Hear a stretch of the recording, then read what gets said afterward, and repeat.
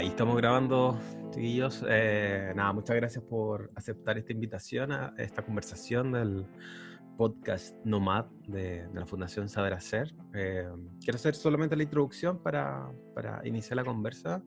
La idea de este podcast es justamente poder conversar distintos temas que creemos que son súper contingentes al hablar del desarrollo local, el desarrollo de las capacidades locales del territorio.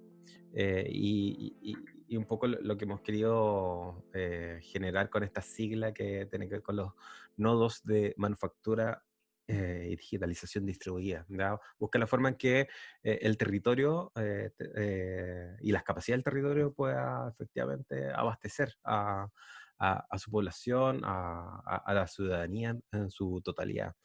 Creo que toda esta crisis que hemos tenido ha demostrado que tener capacidades locales es más importante que nunca, ¿ya? Y ustedes, un poco desde el mundo de los Fab Labs, han demostrado que es necesario tener capacidades locales. Así que nada, muchas gracias por aceptar esta invitación. Voy a dejar a Ángel, que es el que le gusta hacer las presentaciones de cada uno de ustedes. Así que nada, Ángel, por favor. Estáis muteado. A ver. Ahí sí. A ver. En el mundo, esto siempre pasa, estamos en vivo y en directo, así que es parte del ecosistema del teletrabajo. Y bueno, como le estaba diciendo mientras estaba muteado, nuevamente por mi lado, gracias también a los tres por estar acá. En esta sesión 2 tenemos por un lado a Danisa Peric, que es diseñadora industrial de la Pontificia Universidad Católica de Valparaíso, magíster en diseño Design Lab de la Adolfo Ibáñez y actual directora ejecutiva del Fab Lab Universidad de Chile. ¿Estuvo bien, Danisa? ¿Sí? Estuvo ¿No me equivoqué? Ah. Perfecto. Su trabajo se ha centrado en habilitar plataformas que promuevan una nueva cultura del hacer en Chile a través de la integración entre tecnologías flexibles, comunidades creativas y las identidades territoriales. Por otro lado está Camilo Rodríguez, a quien conozco ya hace un buen tiempo, somos colegas en la UDB. Camilo es investigador, se centra en el entendimiento de procesos dinámicos ambientales y de salud a partir de la creación de tecnologías apropiadas y participativas para la mejor toma de decisiones. Es profesor asociado y director de innovación en la Facultad de Ingeniería de la UDB. Dirige CEMAS, el Centro de Investigación en Tecnologías para la Sociedad, siendo investigador también principal de los grupos de investigación Envirot Health, Dynamic System Labs y laboratorios de diagnósticos modulares. Y finalmente Joaquín González es arquitecto de la Universidad de Chile, candidato a máster en Ciencias del Diseño, Design Lab de la Adolfo Ibáñez, fundador y director de Think & Co, Tank de Industrias Creativas y Fab Lab Sinestesia, ¿sí? Especialista en creación y gestión de estrategias y equipos multidisciplinarios para el desarrollo de proyectos de innovación social, tecnológica y sostenible en base a colaboración. Ha presentado proyectos de innovación en conferencias nacionales, internacionales y ha sido cogestor y co-curador de la Bienal de Arquitectura 2015 a 2019. Un panel de lujo, yo la verdad acá me siento fuera, pero entre tanto especialistas somos súper agradecidos por el tiempo que nos dan, porque obviamente esto es contribución a la comunidad solamente, así que gracias por el tiempo que se dedicaron. Rodrigo. Sí, nunca nos habíamos demorado tanto en presentar a nuestros invitados, así que tenemos invitados de lujo a propósito de eso. Los CVs ya no valen, los CVs ya no valen.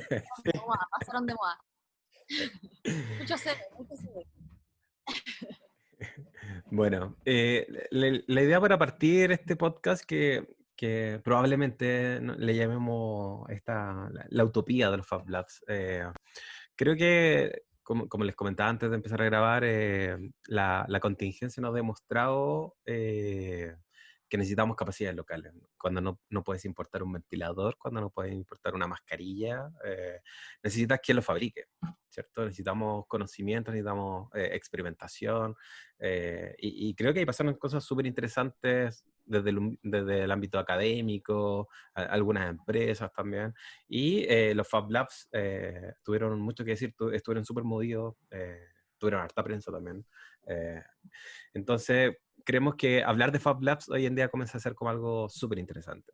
Y para partir, y a propósito que hablamos de que tratamos de llegar a un público transversal, nos gustaría si nos pueden contar un poco la historia de los Fab Labs, cómo surge este concepto, estos espacios, y cuál es la visión que tienen de mundo. A mí en lo personal, ahí para acotar, Rodrigo, me gusta harto este concepto y ustedes son especialistas y nos podrán comentar en profundidad. Este concepto del Homo Faber, del hombre que fabrica. A mí me gusta harto una foto que tengo por ahí, que es una mesa con una El punta de oficinista. flecha, una punta de flecha de piedra y un robot. Y el tipo decía, entre estas dos cosas hay 5.000 años de historia, y son tecnología.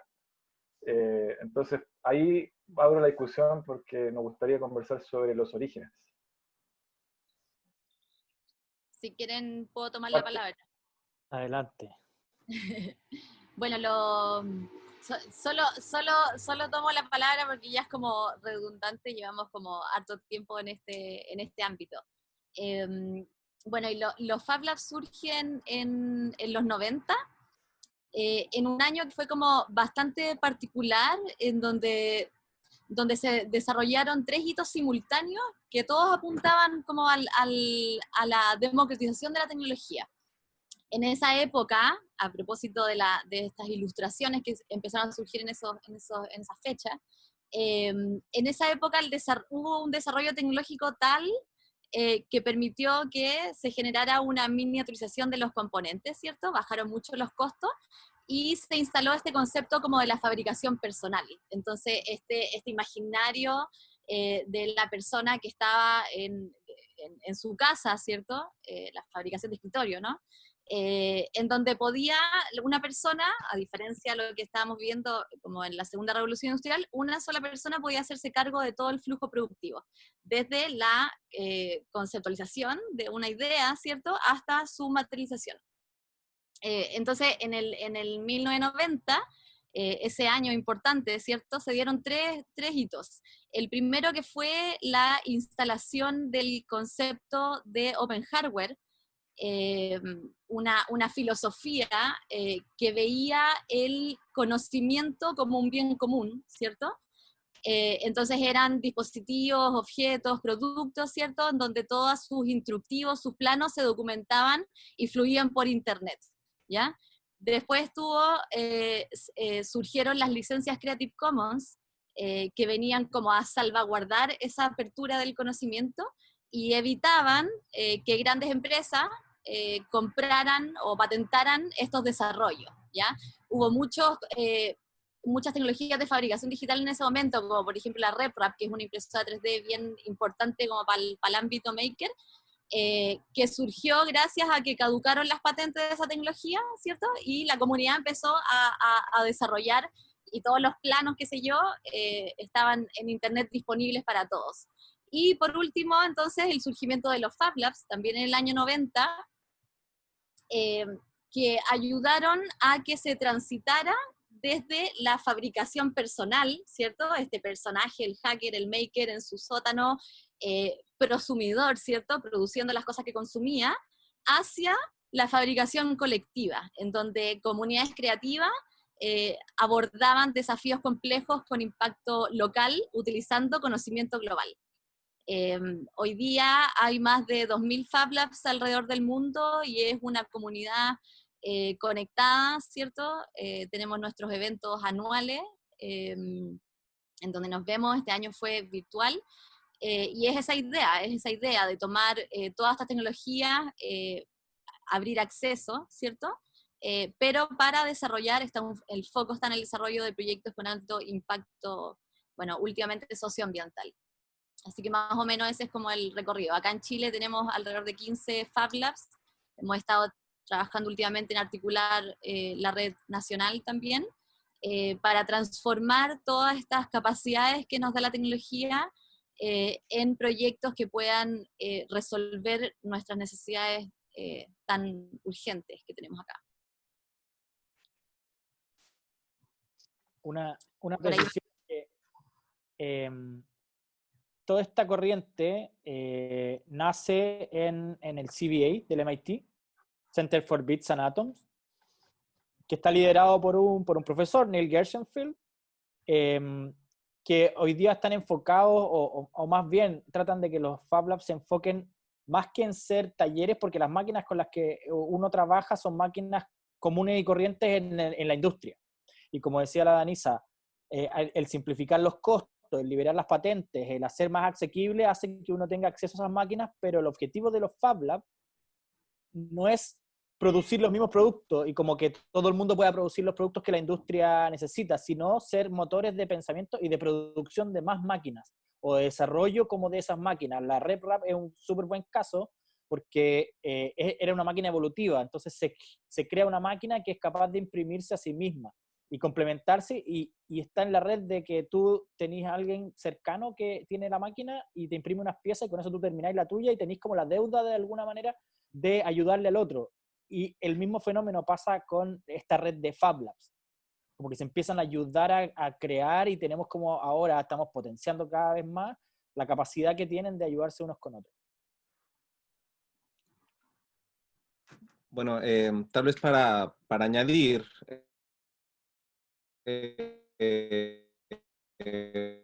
un poco a la historia, la idea de crear tecnología es aún más vieja que esos 5.000 años que decías, Ángel. Primeras pruebas de flechas ya están datando como 2 millones de años. Estamos hablando desde que ya hace mucho tiempo, antes de que fuéramos humanos propiamente, ya explorábamos con nuestro alrededor, manufacturábamos, etcétera, pero no tenían estas nomenclaturas. Y evidentemente los cambios socioculturales que ha tenido la humanidad ha permitido que ha habido explosiones tecnológicas, como fueron hace 5 o 10 mil años, y el descubrimiento, o cuando decidimos ser sedentarios y nos juntamos en comunidades y ahí hubo una explosión tecnológica a partir de la agricultura, etcétera, las distintas revoluciones industriales y evidentemente en el siglo XX todo lo que ha sido en la última mitad, los movimientos que vienen un poco filosóficos desde el open source software también desde los 70s y esta idea de democratizar el conocimiento y evidentemente llegar a estas nomenclaturas como Fab Labs, que también hay que decirlo, es una manera de organizar que tiene también ciertas reglas de funcionamiento, etcétera, pero hay otros espacios de creación tecnológica, distintas nomenclaturas, Maker Labs, Maker Spaces, Hacker Spaces, todos con pequeñas diferencias, pero apuntando un poco a lo mismo, estas ideas de que se puede sacar un poco el contexto tradicional, la idea de la creación, de que podemos apoyarnos de las nuevas tecnologías y democratizarlas, y básicamente generar espacios de aprendizaje y de creación distintos a los que estamos normalmente acostumbrados. Y yo creo que es la etapa en la que estamos hoy. Y hay una diversidad tremenda de posibilidades de hacer. También eso es lo que hace interesante. Creo que Fab Lab ha sido una de las redes más importantes que se ha consolidado, pero no hay que olvidar que hay otros tipos también de movimientos, también con filosofías complementarias, etcétera, en un mundo en el que estamos viendo que no solamente la productividad puede cambiar, también la enseñanza, también, pues, básicamente el nuevo enfoque en cómo entendemos la ciencia y la tecnología, no desde silos aislados, y yo creo que esa es la etapa en la que estamos viviendo y por qué se habla de esto hasta pensando en las bases, en los niños, en cómo solventar crisis económicas, etcétera, ha sido tan importante que actualmente ya ha tomado un rol bien, bien importante. Sí, buen punto, Camilo, en el sentido de que, claro, hemos hablado de Fab Labs, pero existen muchas otras formas de organizar este tipo de iniciativas. Bueno, Makerspace, bueno, de hecho, no sé si todavía existe el Makerspace en Avenida Italia, pero fue Está en el súper Parque potente. Arauco o en algún Ah, grupo. perfecto. Pero fue súper potente en su tiempo. En Italia existen aún muchas iniciativas de Makerspace y que trabajan desde ese concepto. Entiendo yo de que hay un conflicto ideológico casi entre Fab Labs y Makerspace, donde unos se No, molestan a otros. creo que son se abordan, como decía Camilo, se abordan los mismos propósitos desde diferentes dimensiones. O sea, Makerspace en general está tratando de hacer incorporación temprana de la tecnología, por ejemplo, y en el Fab Lab es donde se genera más investigación e innovación. No, Claro. Y yo me atrevería a decir que hay una distancia entre el diseño y la ingeniería. Probablemente los Fab Labs hoy día están más ligados a las escuelas de diseño, arquitectura o fabricación, y los Makerspace están más ligados a la robótica, al desarrollo de hardware y como en esa línea. Eso es lo que, por lo menos en Chile, hay una diferencia y nosotros hablamos de que los Fab Labs son como los Makerspace de los diseñadores. Como los makerspace son para los arquitectos, o sea, para los ingenieros. Sí, necesitaba colocar un poco de conflicto para darle más movimiento a la conversa. Un poquito retomando este tema que quería abordar, Ángel, quizás de un punto de vista más social, humano. A mí me llamó mucho la atención un poco lo que pasó en la industria, porque, no sé, a principios del siglo XX, la industrialización, ok, ocurría en grandes industrias, pero los objetos se podían intervenir. O sea, no sé, yo me acuerdo de un documental que veía del Ford T, y decían, el Ford T estaba construido de tal forma que era súper simple de desarmar, armar, entender, como que... y había una cultura de que cualquier persona tenía la obligación o debía saber cómo arreglar algo, cómo fabricar algo. Y eso pareciera como, no sé, de los años 60, quizás sobre todo de los 70, Claro, 80, al mismo tiempo el Ford cambió. lo podía pedir de cualquier color siempre y cuando fuera negro. Claro, exacto. Entonces, También. hay una dualidad entre lo que podías obtener y la posterior, el post-servicio lo podías hacer solo, pero, Claro. pero también estaba limitado a los procesos de producción estandarizados.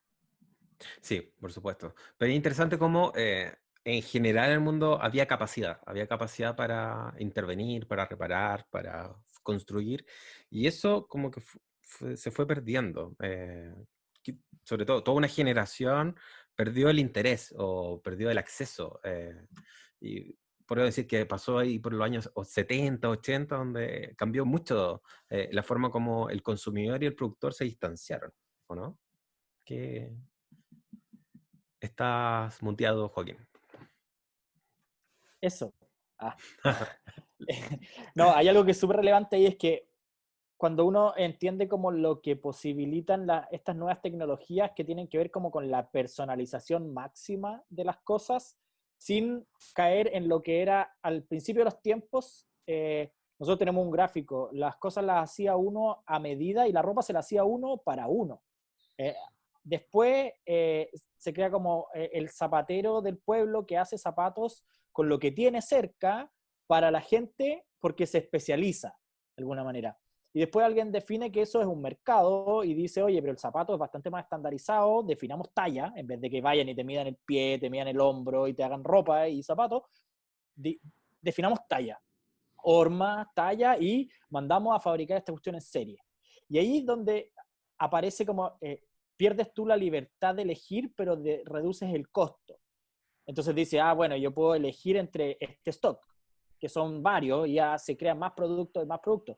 Y después pasamos como al otro extremo, donde ya hay como variedad y se empieza a hacer más variedad, y los clientes empiezan a entender que ya no tienen que pedir el color, sino que tienen que pedir la materialidad, el color, y la plantilla, el no sé qué.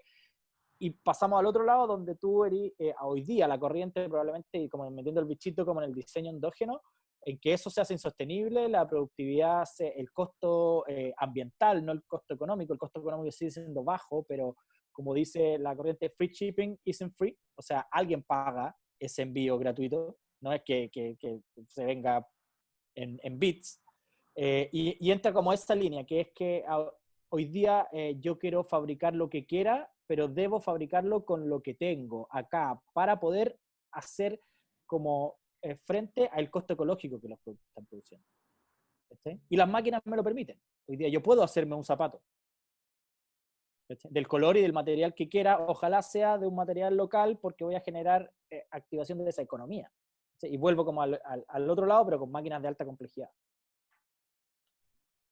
Sí, Yo creo, perdón, perdón. yo creo que también lo que ha sucedido, y yo creo que bien lo dice, en los años 70, 80 sobre todo, hay un cambio también en la actitud del consumo, ¿no? Nos volvimos más con una necesidad rápida. Ahora ya no vamos a esperar 3 meses a que nos entreguen un objeto, ahora queremos tenerlo ya inmediatamente y eso empezó a nutrir esa necesidad de producción masiva, normalmente integrada, que ya la cuestión no haya que ponerle cuestión, que ya venga resuelta, que es una caja negra de cierta manera, pero que me funcione. Y eso provocó también un poco el trabajo en la obsolencia. La mayor parte de nuestros productos están diseñados también para, de cierta manera, ser obsoletos. Y yo creo que sí fue una ola que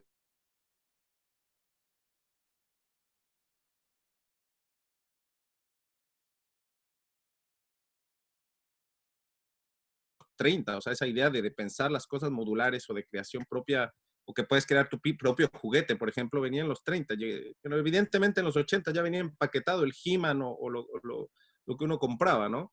Y se te rompió una pata y ya perdiste, había que comprar otro, y ese era el modelo. Y evidentemente ahora ese tipo de modelos es insostenible por las razones que explica Joaquín, razones ambientales, económicas, y evidentemente los avances en estas nuevas tecnologías y su distribución hace que podamos pensar las cosas de otra manera. Yo creo que estamos viviendo también una nueva ola y bueno, probablemente esto vuelva a regresar a la necesidad de algo integrado, no sé, o de alguna otra manera, pero es la etapa en la que estamos viviendo. Sí. Yo creo que para que cambien las lógicas de producción, tienen que cambiar también las lógicas de consumo. O sea, es insostenible, ya esas cosas no estamos dando cuenta, ¿cierto? Es insostenible eh, poder cambiar de raíz las cosas si mantenemos esta velocidad de consumo. Entonces, en general, claro, la personalización y todas estas prestaciones que te podían dar las tecnologías, eh, son esas lógicas del deseo, ¿cierto? Mantienen estos niveles de consumo feroces que ya se ha demostrado que no están en sintonía con lo que nuestro entorno principalmente necesita. Entonces, yo creo que, claro, para que hayan transformaciones profundas, debiesen cambiar ambas dimensiones, la producción y el consumo. Yo creo que ahí, volviendo al tema del mundo Fab Lab, está este proyecto que engloba a todos los Fab Labs del mundo y es el proyecto Fab City. Y lo que dice la Fab City es que lo que propone es transitar desde esta lógica del tomar, usar, desechar, ¿cierto? Donde las ciudades importan, como lo hacemos nosotros, ¿cierto? Importan productos y producen desechos, ¿cierto? Hacia una cosa más espiral, le dicen ellos, ¿cierto? En donde se utiliza infraestructura local con materiales locales, entonces los átomos se mantienen localmente y son los bits los que circulan alrededor del mundo, ¿cierto? Y eso implica que esos niveles de consumo, por ejemplo, deban ser modificados. O sea, hay muchos proyectos y posibilidades de nuevos escenarios, pero también tenemos que hacernos la pregunta a nosotros mismos, ya no podemos responsabilizarlo al sistema. Súper. Los queremos llevar a unas imágenes que nos va a mostrar Rodrigo mientras seguimos conversando. Hay un caso que a mí me gusta mucho, que en el tema de innovación, cuando empiezo a estudiarla, hace unos años yo estaba trabajando en temas sociales en el Servicio País y me encontré con un arquitecto que se llama Alejandro Aravena. Y él parte su tesis de diseño con una imagen, una foto de un indio lloreo paraguayo que tenía un trozo de tela. Y ese trozo de tela era su silla. Porque este indio no se podía llevar una silla a cuestas porque era nómade, iba de pueblo en pueblo. Entonces quería entrar en este tema. Hay un caso que conozco de Camilo, nos puede contar, por ejemplo, como un punto a considerar para discutir. Sobre este proyecto que hiciste, Camilo, entiendo, no recuerdo muy bien el detalle, pero era una caja de cambio de un auto que se utiliza y se adapta para artesanía. Hay una adaptación tecnológica a la necesidad local. No sé si nos puedes comentar un poquito de ese caso. Gracias, Ángel. Bueno, nosotros hemos trabajado ya desde hace 8 años en la comunidad de Pomaire y bueno, el caso que tú muestras fue un ejercicio, de hecho, que se ejecutó, que fue como modificar un poco el torno de fabricación local, que es a mano, y de hecho eso lo hice con unos estudiantes que encontraron un Fiat que estaba tirado ahí en Pomaire, le desarmaron, sacaron la caja de cambios y la adaptaron, hicieron que el torno pudiese tener velocidades y eso proponía otro tipo de posibilidades de creación para ellos. Y así se hicieron varios ejercicios, ¿sabes? Ese fue uno, pero se hicieron, no sé, sistemas de calentamiento interno, de chimeneas, de hecho estuvimos generando sensores propiamente para que pudiesen tomar decisiones, ahí salió el chancho sensor. Pero para mí lo interesante acá, y tal vez hay un poco, tal vez para meter un poco la discusión, yo creo que para mí los espacios de creación no son definidos por las herramientas, un poco al opuesto que se hablaba anteriormente, que son las tecnologías las que lo definen. Estoy convencido que es el contexto propiamente y acercarse al contexto y donde la creatividad y también entender los procesos endógenos locales permite realmente resolver tecnológicamente propuestas internas. Nosotros no hubiésemos diseñado ese tipo o estos estudiantes no hubiesen diseñado este tipo de tornos si no hubiesen entendido el contexto de Pomaire y no hubiesen pasado por lo menos esos 3, 4 meses trabajando con ellos. Y además no hubiesen entendido porque lo tuvieron que hacer en conjunto, ¿no? No pudo haber venido. Y de hecho ellos fueron los que terminaron pintando la cuestión, pero el diseño real de la caja de cambios en el torno vino de los artesanos. Pero había que decirles a los artesanos que ellos podían también ser creadores y hacerlos convencerse de que ellos, como crean sus propias artesanías, también podían crear estos herramientas tecnológicas donde no se la creen. Ellos creen que debe venir alguien de Santiago, un ingeniero, un diseñador, y venirles a decir lo que hay que hacer. Pero ya hay esa filosofía de que no se puede. Y evidentemente yo creo que el rol principal fue retomar eso. Es decir, que no fue nosotros ayudar a hacer, sino a levantar eso que existe, decir, miren con todas las creaciones que ustedes tienen lo que se puede hacer. De hecho, logramos encontrar las innovaciones locales que ya habían hecho otros artesanos, pero que entre ellos no se la creen. Y esa pequeña comunidad de Pomaire nos muestra un poco también cómo somos en nuestros países. Yo soy mexicano, pero básicamente muy similar los contextos. No nos creemos que las soluciones tecnológicas pueden venir de Chile o de México. Estas tienen que venir de Israel, de Estados Unidos, de Alemania, y nuestras industrias compran esas tecnologías, pero no nos creemos que lo podemos hacer. Yo creo que ahí el rol de los espacios de creación como los Fab Labs y todo esto, yo creo que más allá de poner a disposición las tecnologías, es hacer ese cambio de switch. Y esto se puede aplicar dentro de los espacios universitarios, en comunidades rurales o a la vuelta de tu esquina, en tu Pomaire, digamos, de al lado. Para mí esa es la gran lección de Pomaire. Nosotros tenemos estas pequeñas comunidades alrededor y se puede hacer. Para mí el hecho de utilizar Pomaire es que justamente era el ejemplo máximo. Todo el mundo hablaba de las smart cities, todo el mundo hablaba de la era de la digitalización y nadie podía asociar esto a una comunidad rural, de artesanos más aún. Y justamente es decir, ahí está el saber local, el saber hacer. Esta gente es maker de nacimiento, digamos, de generaciones. Ahí El único problema es que llegamos a disociarlo de lo que está sucediendo ahora y es momento de retomarlo. Ahí viste en un punto clave que le quiero preguntar a Danisa, que es, yo he escuchado también de un caso de una empresa, que creo que se llama Dilco, que es de perforaciones mineras, y cuando llegaron a Antofagasta a tratar de conversar con mineras muy sofisticados, de esta empresa que los gerentes de estas mineras les decían, oye, pero ¿qué estás haciendo tú metido en esto? Si esto lo hacen los gringos. Ese es el concepto. Que esa tecnología avanzada no puede ser hecha por un latinoamericano, que tiene que venir hecha por un europeo o por un norteamericano. En ese sentido, y tomando lo que comentaba Camilo, que te quería preguntar, Danisa, ¿cómo lo ves tú esto de hacer estos contrapuntos de la tecnología en las manos de cualquiera y también con esta aproximación local, en donde desde el barrio o desde un contexto rural, alguien también puede construir tecnología sin necesariamente tener inteligencia artificial o una impresora 3D o o ese tipo de cosas. Bueno, nosotros tenemos, quizás un poco a diferencia de México, tenemos una historia de la producción que es como bien triste.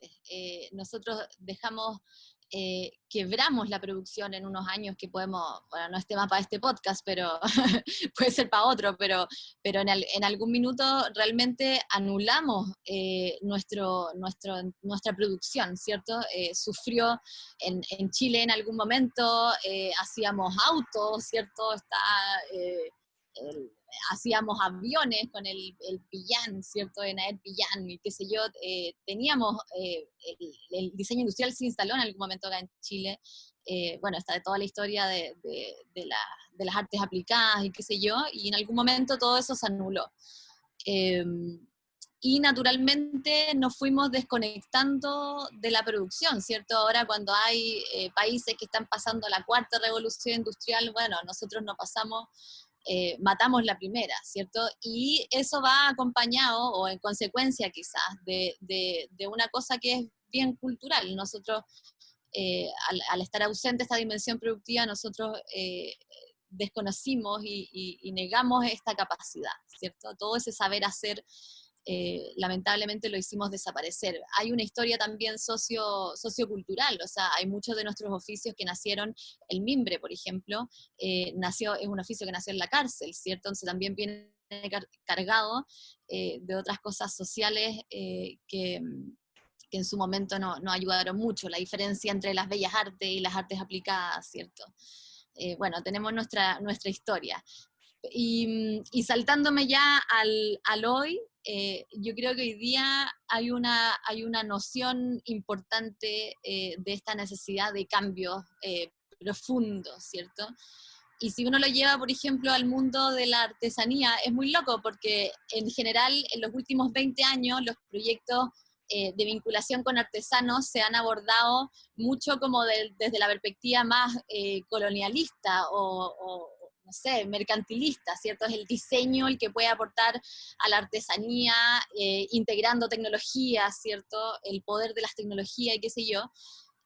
Y hoy día, con estos deseos de cambio, en realidad, de alguna manera se da vuelta la tortilla, ¿cierto? Son los artesanos que pueden mostrarnos a nosotros, ¿cierto? Los que venimos del otro ámbito, como más tecnológico, nosotros podemos inspirarnos y mirar en ellos cómo, no sé, por ejemplo, la figura que tienen dentro de su comunidad, algo que el Joaquín hablaba en un momento.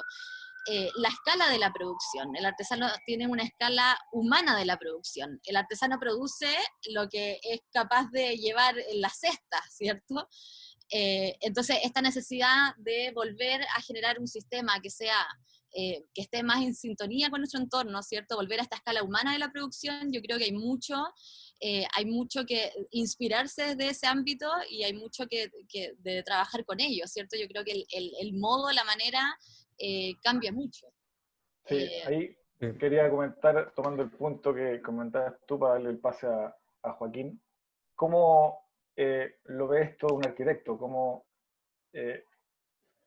lo podemos llevar a terreno al caso de un artesano en Pomaire o en otro lugar, o un locatario en Franklin? Justamente estamos con Rodrigo ahí viendo temas de tecnología y transformación en locatarios de Franklin. ¿Cómo ves o entiendes tú esa aproximación hacia ese mundo donde no abunda y no está la tecnología compleja o que puede existir en un centro de innovación o en un centro de investigación? Yo creo que ahí, bueno, hablo poco como arquitecto porque si bien me formé como tal, no hago lo que la gente considera arquitectura. De hecho, tengo una batalla ahí con el concepto de diseño y con la resignificación del diseño. Probablemente los arquitectos diseñan espacios, los diseñadores de software hacen otras cosas, pero también da para otro podcast. Pero creo que yo, y tomando un poco lo que hablaba Camilo y Danisa también, creo que hoy día hay una... como se está desvaneciendo la autoría. Ustedes hablaron de como Alejandro Aravena como un ser o una especie de hombre que tiene la verdad en muchas cosas, lo que Lo que pasa en el mundo de la arquitectura o lo que pasa en el mundo de los diseños es que se asocia a Da Vinci con todo su invento y resulta que Da Vinci tenía un mega taller y trabajaba con mucha gente que no figura. Hoy día la propiedad intelectual de las cosas y de este artesano que está en Pomaire, donde llega un diseñador a trabajar con él, migran más al cooperativismo, que a mí me parece que es para donde van las cosas. Yo trabajo mucho creando proyectos colaborativos. Y una de las principales cosas que la gente tiene miedo es perder, como, oye, pero te voy a dar mi idea y tú te vas a enriquecer con ella o a quién pertenece. Y es como, las ideas no son de una persona. Imposible que alguien desarrolle todo lo que se necesita para que la idea se materialice. Entonces está lleno de ideas. Nosotros en Sinestesia le llamamos gérmenes. No le llamamos, oye, tengo una idea. Cuéntame en qué estás pensando, pero no es una idea. Cuando la aterricemos y la conversemos entre los actores que rondan tu idea, entonces quizás se transforma en una idea. Y si esa idea le hace sentido a los actores con los que tú estás trabajando, entonces probablemente migre a un proyecto que puede ser prototipable. Y de ahí tendrá la metodología que uno quiera de llevar el prototipo a un mercado, a beneficiar a quien tenga que beneficiar. Pero yo creo que la crisis está ahí en la autoría, no la autoría de quién es que aporta, sino que de que haya una persona como este arquitecto o el diseñador o el artesano. Probablemente lo que se hace en Smatch se diluye y eso genera un beneficio más cooperativo. A mí me parece que eso es clave hoy día y es lo que pasó de alguna manera en la pandemia, donde nadie tenía autónomamente las capacidades, ni las fábricas más grandes de ventiladores tenían la capacidad y se vieron forzadas a liberar información para que el resto de la capacidad productiva, de testeo, de validación, lo hiciera. Lo mismo pasó con la validación. El ISP no tuvo capacidad de validar las cosas y tuvo que pedirle a Xochimilco más la universidad de no sé quién. Entonces, como que creo que se instauró esto de que en red se puede y individualmente no. Quisiera un poco conectar todos los relatos porque es súper interesante cómo nos fuimos abordando varios temas que finalmente repercuten en que necesitamos de este cambio cultural finalmente en torno a la innovación, en torno a la producción local. A nosotros en Saber Hacer, bueno, hablamos de artesanos, pero también nos gusta hablar de la gente que son productores. ¿Ya? Nosotros principalmente trabajamos con gente que tiene oficios súper simples, como coser, hacer zapatos. Lo digo porque, bueno, en Chile, me imagino en otros países que se habla el español, está la distinción entre el artesano y el que tiene un oficio. En inglés siempre es craft. Pero acá hace una distinción entre esos dos conceptos y que los marca bastante. Entonces, es bien interesante cuando uno empieza a mirar el saber hacer local, ¿ya? Y que en Chile, a propósito de lo que contaba Danisa, esta primera revolución industrial se trató de hacer en el 1850, porque en la Escuela de Arte y Oficio, cuando se intentaron crear artesanos para empezar a construir esta cultura industriosa. Y era este artesano el que permitía articular el saber hacer local y que después de estudiar en esta escuela de inspiración francesa, se iba a su localidad a montar un taller. Hoy en día en París sigue existiendo la Escuela de Arte de Oficio, pero la Escuela de Arte de Oficio chilena murió en el 73, 74. Sí, el curso donde, político de esa época es que era así. exacto, entonces, claro, estamos marcados por decisiones claramente políticas, porque finalmente muchas de estas organizaciones, cooperativas, gremios, eran organizaciones que tenían una mirada política, que participaban de la política, y por lo tanto había que desarticularla. Y de paso desarticulamos toda una red de producción local. Pero, por ejemplo, durante esa época que tú hablabas, Danisa, había una cultura y un espíritu de que podíamos hacer las cosas. O sea, en Chile quisimos inventar el Internet antes de que existiera, a propósito del proyecto de Cyber 5, que sabemos que era impracticable porque no tenía timing el proyecto, pero tenía ese entusiasmo, que un poco es lo necesario como para poder abordar los desafíos que tenemos hoy en día. Y me gustaría hacer como el pase al segundo tema que queremos abordar, que es como ese espíritu de, oye, podemos resolver los problemas locales, podemos intentar desarrollar un ventilador, No es necesario, eventualmente, podríamos resolver ciertas necesidades, quizás no las más avanzadas hoy, pero tenemos la capacidad. Y recuerdo cuando, bueno, ya empezamos la cuarentena y todo, cuando la Universidad de Concepción, recuerdo que estaban haciendo algunos test para probar distintos tipos de... No eran vacunas como tal, pero eran tratamientos que podían servir, o ventiladores mecánicos que empezaron a fabricar, y todo ese movimiento fue súper interesante. No sé si nos pueden contar la experiencia que Oye, surgió a propósito de eso. al principio, como cuando introduciste al podcast, que también, claro, como que no podíamos importar, como tenemos mucha dependencia tecnológica y el momento en que no podemos importar, como en el caso ahora de la pandemia, se vuelve crucial, pero no sé si vieron te lo mandé ayer, Joaquín, vieron la última, lo que se destapó ahora con los ventiladores China. mecánicos que trajeron de China, los que importó la CPC. ¿Cacharon o no? No, Se no, pueden, cachamos. sí. A ver, ¿cómo fue? Bueno, lo digo yo. Bueno, recuerdan que debe haber sido mayo, más o menos, ¿cierto? Que la CPC hizo una compra de ventiladores chinos para poder importar. En esa época ya se empezaban a generar los primeros proyectos de ventiladores mecánicos nacionales, ¿cierto? Desde las universidades y ahí podrá Joaquín comentar cómo también hubo una articulación trans todo, digamos.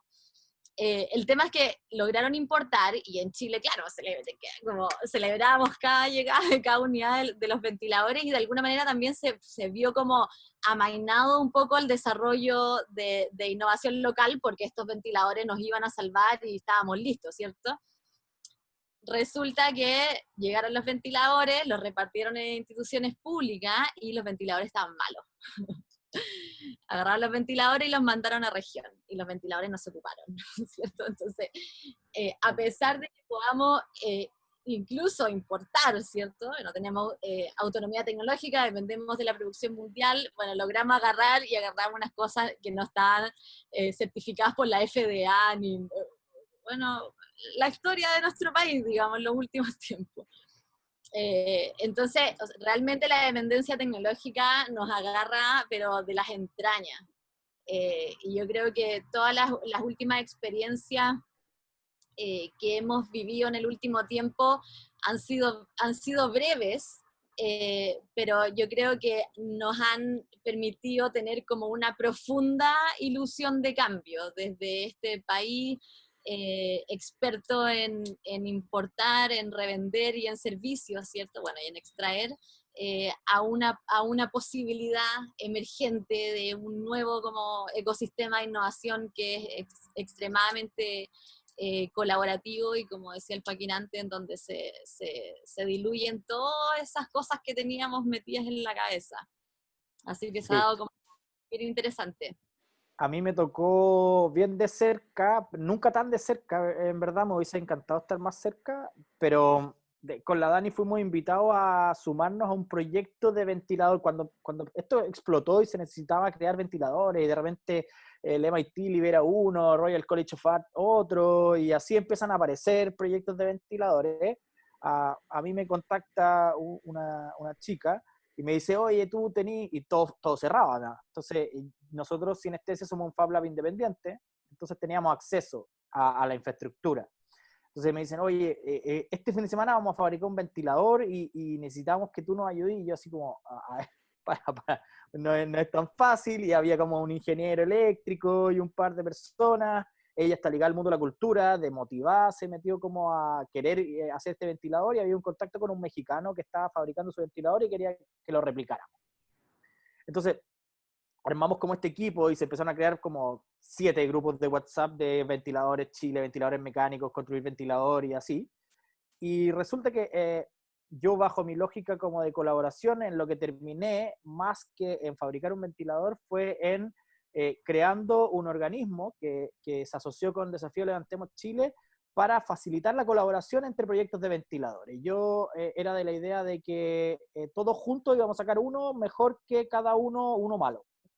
Y lo que hicimos fue crear esta organización que se creó y se disolvió en ese contexto, y que sentó a la mesa primero organizamos una reunión colaborativa de como más de 100 personas interesadas en ventilación, que estaban desde los certificadores de los ventiladores, desarrolladores, médicos intensivistas. Se creó una asociación de fabricantes que se llama AFES, que empezó a englobar proyectos de fabricación.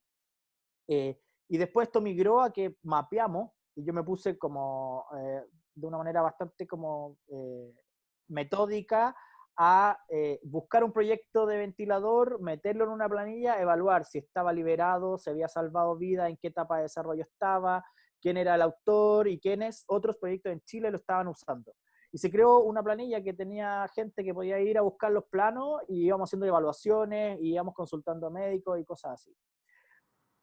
En paralelo aparece como CPC y el BID y Social Lab, no sé si se me van olvidando, me recordáis tú, Dani, pero se crea como un concurso para financiar ventiladores, para apoyar ventiladores. Y nosotros, junto con Desafío, Tiro para lo Chile. que, ¿ah?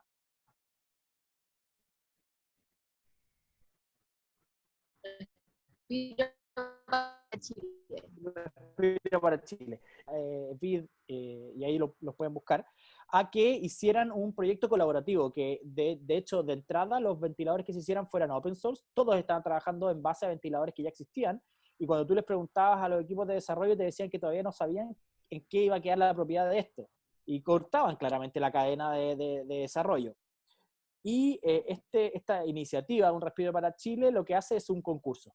Vuelve como a la base normal de desarrollo y dice ya, vamos a subir bases, ustedes tienen que subir un pitch, que era un video, y después vamos a elegir con un grupo de expertos cuál es el ventilador o los ventiladores que vamos a apoyar y tenemos X millones para cada uno.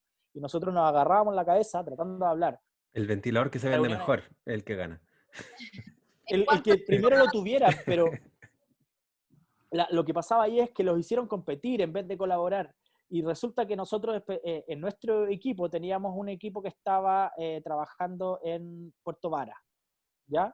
Que era Kipex, una empresa que estaba metida en el tema ganadero, alimenticio y de cultivo, y ellos tenían una capacidad y levantaron un ventilador que tenía ciertos errores. Después, por el otro lado, la USACH tenía el Centro de Nanotecnología, trabajando en un ventilador, pero claramente no tenían la experiencia de las válvulas y de todas las otras cosas. Estaba la Chile, por otro lado, con un grupo de ingenieros cabezones desarrollando un ventilador basado en el del MIT, que no era el verdadero ventilador que había llegado, y como que dijeron que lo habían traído. Entonces se empezó a generar como una especie como de cerramiento a esta colaboración.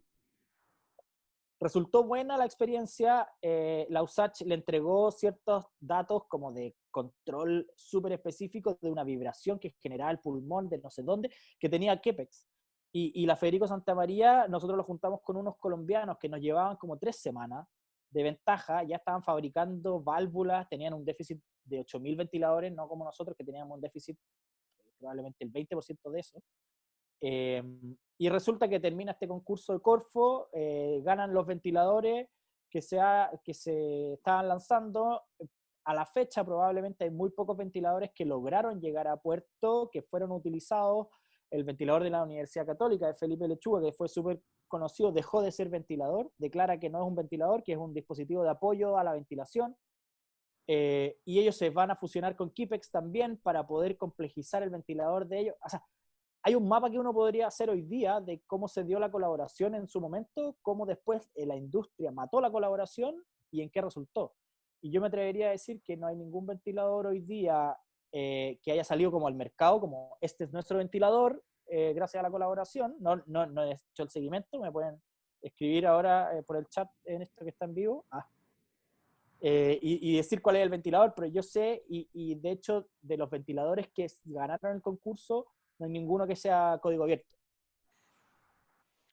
A pesar de que surgieron como proyectos sí, de código. es que eso, como qué interesante porque finalmente choca los paradigmas, como entre la corriente de la necesidad de la colaboración versus como esta necesidad de posicionarse, protagonizar, licenciar, Oye, patentar.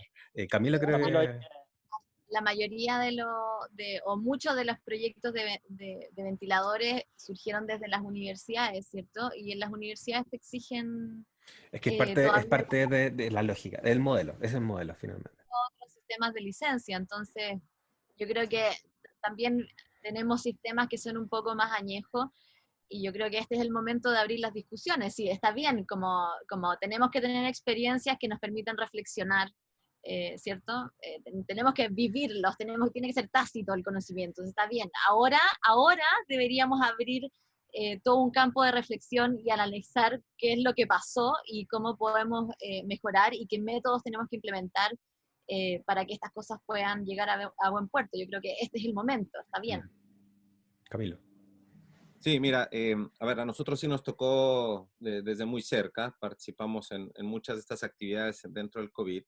Yo creo que el ejemplo de los ventiladores es muestra de lo positivo, pero también de lo negativo que puede surgir en estos movimientos abiertos de producción, sobre todo cuando van de la mano de ámbitos académicos. A nosotros nos tocó participar. Yo definitivamente desde el inicio estaba muy reacio a meterme en este tema porque todo el mundo hablaba como de un ventilador como si fuera, digamos, cualquier tipo de dispositivo electrónico, omitiendo todas las consecuencias que tiene, digamos, médicamente. Y por lo tanto decidimos nosotros trabajar una versión modular, o sea, trabajar más bien módulos que puedan ser intercambiables y mejorar dispositivos existentes. Participamos en todos los concursos que nos explica Joaquín, etcétera, trabajamos con la Universidad de Talca. Pero evidentemente creo que lo que sucedió fue una especie de búsqueda también de lo que vemos en academia, que es una búsqueda del reconocimiento propio, del trabajo medio individualizado, también corriendo un poco sin entender básicamente cuál podría ser el futuro, digamos, más de una solución más sustentable, digamos, porque yo siempre pensé, oigan, el ventilador lo necesitamos hoy, pero dentro de un tantos meses vamos a necesitar otro tipo de equipamiento. ¿Por qué no pensamos un poco más hacia allá? Y esa reflexión no se dio por esta velocidad de hay que buscar este fondo, etcétera. Y yo noté eso que comenta Joaquín, él evidentemente lo vio más ahí, pero que de una red de colaboración se empezó a enfocar en un par de clústeres más protegidos, etcétera, que rompió un poco la idea de dónde podría haber sido esto. Porque el ejercicio de los ventiladores podría haber sido un ejercicio de reactivar un diseño y fabricación de instrumental médico, más allá del ventilador. Mucha gente aprendió por primera vez a automatizar, a fabricar bien, a fabricar con cierto control que es más médico, y probablemente se podría haber lanzado una línea de instrumentos médicos más allá de los ventiladores. Pero se rompió un poco la visión por estas competencias internas, y básicamente nos muestra que nuestro modelo, nuestro sistema no está preparado todavía para esto, y es un poco la lástima. Ahora, yo sí creo que hay cosas que podemos rescatar. O sea, nunca antes se habían usado tantas impresoras 3D con...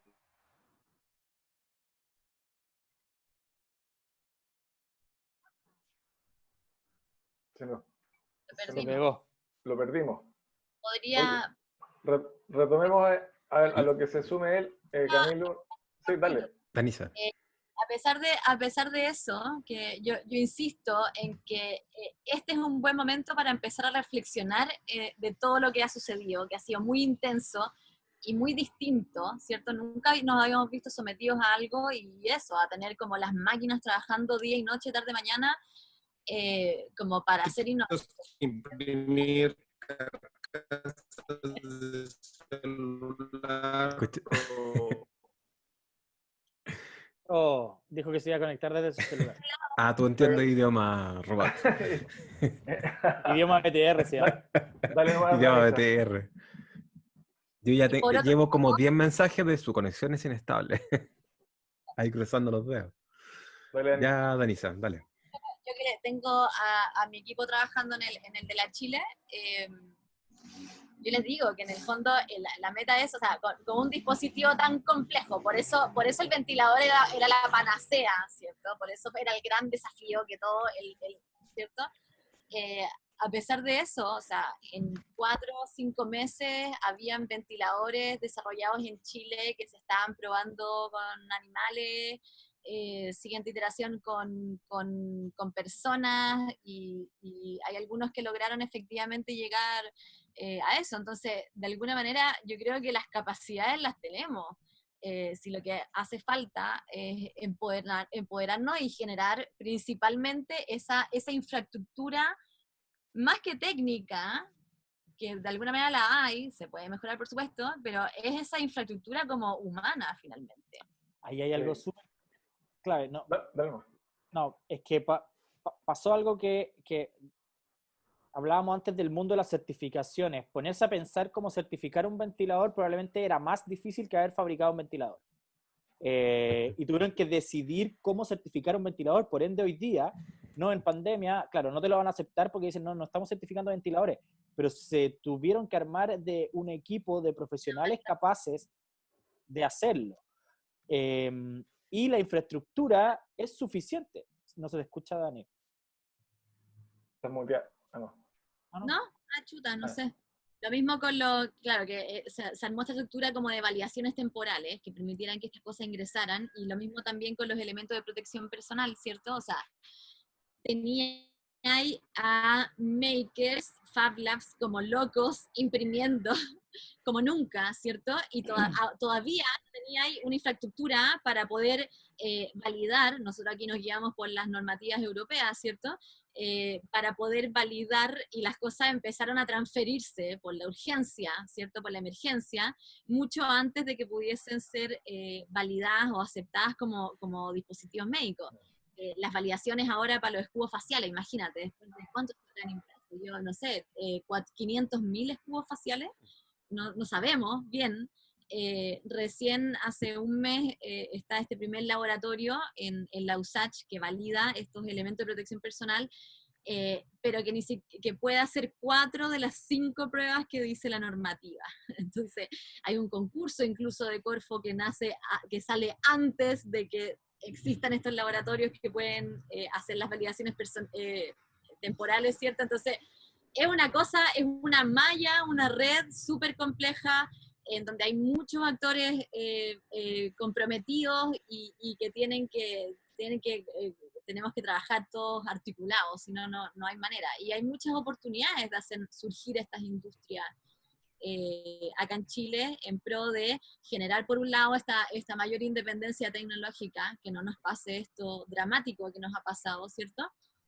Y por otro lado, abrir a la posibilidad de que también podamos cambiar este modelo de crecimiento que tenemos, basado en lo que ya sabemos cómo es nuestra matriz productiva, en un modelo o en un sistema mucho más de desarrollo, que sea más complejo, en donde los trabajos hagan que podamos esplender, ¿cierto? Tomando ese punto, para ir cerrando este podcast, el tema del desarrollo y de los modelos, queremos siempre desde Nomad discutir hacia el final de estos podcasts en torno a política pública. Entonces queríamos terminar con alguna reflexión en un par de minutos de cada uno de ustedes tres, de cómo se imaginan o cómo creen que debiese estar, si es que debe serlo, si es que la política pública se debe hacer cargo, de impulsar este desarrollo, esta lógica de el prosumidor, de un consumidor que también puede producir desde base a grandes empresas tal vez, para sentar la discusión en torno a la política pública. Si quieres partir tú misma, Dani.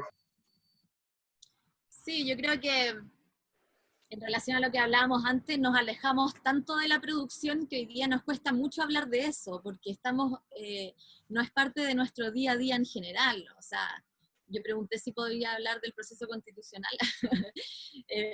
Tenemos la oportunidad de armar un proyecto país, un nuevo proyecto país, que sea diseñado por todos, ¿cierto? Y el ámbito productivo en general está fuera de lo que solemos hablar en las mesas, porque realmente alejamos nuestro día a día, nuestro cotidiano de la producción mucho.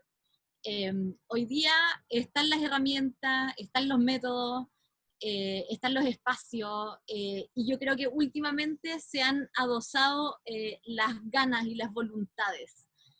Si algo ha hecho toda esta crisis tremenda, dramática, yo creo que es en darnos cuenta que justamente esto tiene que cambiar, y la producción en general tiene mucho que ver es un motor para generar estos cambios profundos.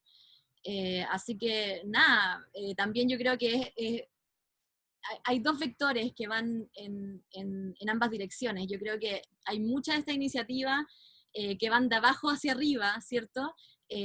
Nosotros sentimos mucho la responsabilidad de poner sobre la mesa evidencia de que estas articulaciones funcionan, pero también ya es hora de empezar como a subir a diferentes sectores para que esta cosa pueda penetrar como toda la columna vertebral del país. Yo creo que por ahí va la cosa, pero ya yo creo que acabamos de descubrir que hay muchas más capacidades de las que pensábamos que teníamos, y creo que este momento no hay que dejarlo, no hay que dejarlo. Camilo o Joaquín. Sí, gracias Ángel. Bueno, evidentemente yo creo que hay un ámbito de política pública que debe cambiar, y esto no solamente engloba el tema de productivo como económico, pero también los aspectos educativos. Yo creo que ahí es donde yo pensaría que también hay cambios que se pueden hacer, evidentemente, porque hay que hacer un cambio generacional. O sea, los jóvenes, los chicos, los muy chicos deben de creerse esta idea de que es posible, digamos, crear tus soluciones, identificar tus soluciones, conocerte mejor, y la tecnología está al lado y la adoptan súper bien, y yo creo que ahí hay un tema importante, que es la parte de política pública alrededor de educación. Y por otro lado, porque ya han hablado de la parte económica, yo también soy un fiel creyente de la autogestión local. Es decir, esperar que la política pública resuelva este tema, yo creo que también es bastante utópico, y yo no soy tan confiado de eso. Yo lo que creo es cuando las comunidades logran generar el cambio a nivel local, y cambian esta dinámica de consumo productor, y se plantean nuevas historias, digamos, el replanteamiento de la nueva historia. Y yo creo que ahí hay un trabajo que tal vez es evidentemente más de pequeños granitos a colocar en distintos lados, pero somos muchos. Y yo creo que ahí hay un tema interesante de cómo gestionamos localmente estos pequeños cambios. Y yo creo que estos pequeños cambios últimamente generan cambios más generales, y que probablemente terminan siendo, digamos, una política pública generalizada. Yo creo en esto. Creo que está también atingente a nuestros contextos, donde podemos generar un poco más de impacto descentralizado. Yo, digamos, pongo mis fichas un poco más en esa línea. Yo creo que, bueno, complementario un poco a esta línea, creo que la educación es fundamental, pero a mí desde el punto de vista política o postura, me parece que lo que falta, en verdad, a nivel empresarial y a nivel de Estado, a nivel de grandes empresas me refiero, es un tema cultural y es un tema metodológico.